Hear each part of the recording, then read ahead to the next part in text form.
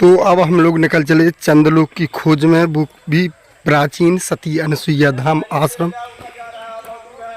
अब हम लोग निकल चले हैं प्राचीन सती अनसुईया धाम आश्रम, जो कि पहाड़िया पर है, करीब 2 किलोमीटर है, जिसको चंद्रलोक से नाम से जाना जाता है। तो हम लोगों को जिज्ञासा थी चंद्रलोक जाने की, तो अब हम लोग चंद्रलोक की यात्रा कर रहे हैं। और कठिन रास्ता है, जहाँ तक कि आप लोग देख पा रहे हैं, रास्ताएं नहीं हैं पहाड़िया पर जाने के लिए।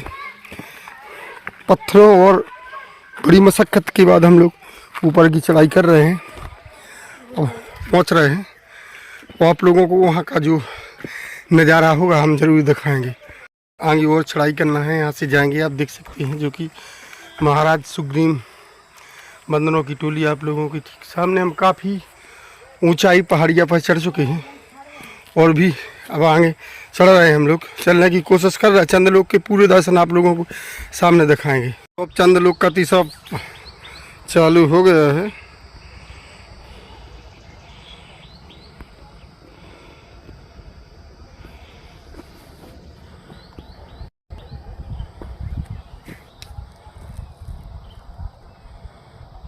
चलो, कैमरा काम नहीं कर रहा, क्या बात है?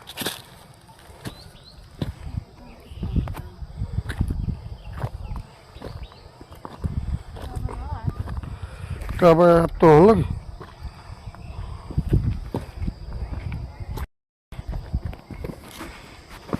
तीसरा पड़ाव चंद्रलोक का चालू हो गया है, दूसरा पड़ाव बीच में था और अब तीसरे पड़ाव से होकर हम लोगों को बहुत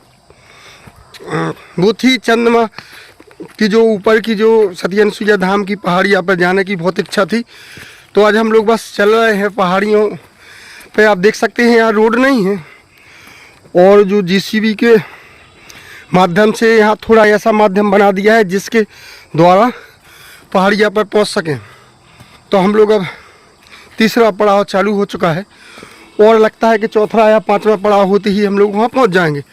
तो अब हम लोग आधी रास्ता में पहुँच चुके हैं और यहाँ से हम वो नज़ारा आप लोगों को दिखाएंगे। आप देख सकते हैं नीचे का नज़ारा है। यहाँ से इस रास्ते के सहारे हम लोग आए हैं और अभी हम लोग करीब 500-600 फुट की ऊंचाई पहाड़िया पर पहुँच चुके हैं और जो कि सकरी रास्ता, पहाड़ी, घना जंगल। तो चौथा है जो अब वो दर्शाता है, हम यहाँ से प्रवेश करेंगे, इस रास्ते से जाएंगे। देख सकते हैं हम लोग रास्ता भी भटक गए हैं और बड़ी रिक्सी का काम है, कोई जानवर ना हो इस जंगल में, इसलिए हमारा अनुरोध है कि यहाँ बड़ी रिक्स के साथ ऐसी जगहों पर जाना पड़ता है। अब यहाँ से हम लोग रास्ता भूल गए और पत्थरों के सहारे से अब आगे पढ़ने की कोशिश कर रहे हैं और आप लोगों को दिखा रहे हैं वो स्थान चंद्रलोक का। अब लगता है कि पास में आ चुका है और हम लोगों का खुशी का ठिकाना नहीं है और यहाँ से जाने के लिए कोई रास्ता नहीं है। हम लोग पहाड़ों के सहारे से धीरे धीरे आगे को बढ़ने की कोशिश कर रहे हैं और दूसरा यह भी डर रहता है कि कहीं कोई जंगली जानवर ना आ जाए। अब हम यहाँ से और भी बढ़ेंगे। इनको मिल गई है और अब उसी रास्ते में हम लोग आ गए। थोड़े समय के लिए रास्ता भटक गई थी। आप देख सकते हैं वो रास्ता ये आप लोगों के सामने हम दिखा रहे हैं। यहाँ से नीचे भी हम आप लोगों को दिखा रहे हैं। यहाँ से आप देखिएगा वो रास्ता है जो ना हम लोग भटक गए थे। अब आगे थोड़ी ही दूर हम लोग चल रहे हैं। अब देखते हैं कितनी दूरी पर वो स्थान है। थोड़ी सगम हो गई, वो कट रही है। तो अब हम लोग थोड़ा आप लोगों को कुछ भजन सुना दें, तो आप लोग हमारे भजन भी सुनिएगा कि चित्रकूट वो स्थान है जिसके कड़कड़ में भगवान का वास है और यहाँ सबसे ज़्यादा भगवान ने बंदोबस्त इसी चित्रकूट में काटा है। तो यहाँ की जो कण है, धूल है, वो भी पवित्र है। तो चित्रकूट आप जहाँ भी जाएंगे वहाँ भगवान का वास है। तो आप लोग चित्रकूट आएंगे, ऐसे प्राचीन स्थल आप लोग ना भूलें। हम लोग चल रहे हैं। जय श्री राम, जय श्री राम, जय श्री राम का नाम लेते जाइए और यहाँ से आगे बढ़ते जाइए। अब यहाँ से आपको हम एक चीज़ और दिखा रहे हैं। ये घना जंगल आप देख सकते हैं, गहरी खाई हैं, कई 100 मीटर गहरी खाई हैं और घना जंगल है। ये कुल पहाड़ियाँ हैं, बीचों बीच जंगल, चारों तरफ पहाड़। ऐसे तमाम उद्गम स्थल आप लोगों को कम देखने को मिलते होंगे। हम वो वही चंद लोग की रास्ता आप लोगों को दिखा रहे हैं और चल रहे हैं। अभी और आगे जाना है तो हम लोग पहाड़ियों से होते हुए आए हैं और थोड़ा हड़ भी गए हैं। वो स्थान आ चुका है जिसकी हम लोगों को घंटों से प्रतीक्षा थी और हम लोग अगले पड़ाव पर पहुंचने वाले हैं।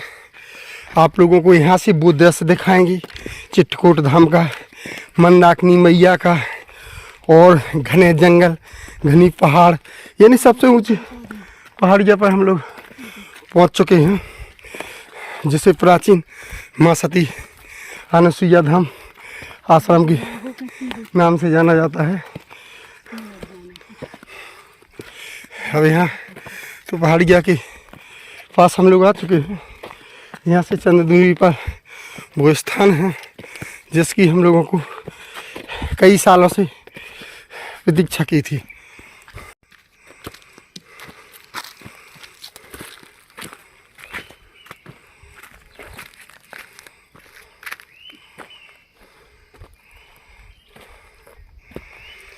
यहाँ से आप देखेंगे चारों तरफ आपको जंगल ही जंगल, पहाड़ियाँ ही दिखाई देंगी और कुछ दिखाई नहीं देगा, क्योंकि यह वो घोर जंगल है जहाँ पर भगवान श्री राम ने 11 साढ़े 11 वर्ष इसी जंगल में बंदोबस्त काटा था। तो आज यह जो चित्रकूट धाम है बहुत पवित्र स्थान है और अब हम आपको उस माँ के दर्शन कराएंगे जिसके नाम से यह आश्रम जाना जाता है। उनका यह प्राचीन मंदिर हम आप लोगों को दिखाएंगे। अब हम उसी चोटी पे आ चुके जिसकी हमको कई वर्षों से इंतज़ार था। जब भी हम चित्रकूट आए हैं, सती अनुसुईया धाम आश्रम आए हैं, तो हम लोगों ने यहाँ आने का मन किया, लेकिन किसी कारणवश हम लोग नहीं आ पाए। तो यहाँ काफ़ी विशाल मंदिर है और यहाँ भी ऊपर लाइट है, सूर्य लाइट है। सिर्फ यहाँ तो पानी का कोई स्थान नहीं है। यहाँ से आप देख सकते हैं वो नज़ारा, प्राकृतिक जंगल। तो हम उसी जगह पर आ चुके हैं।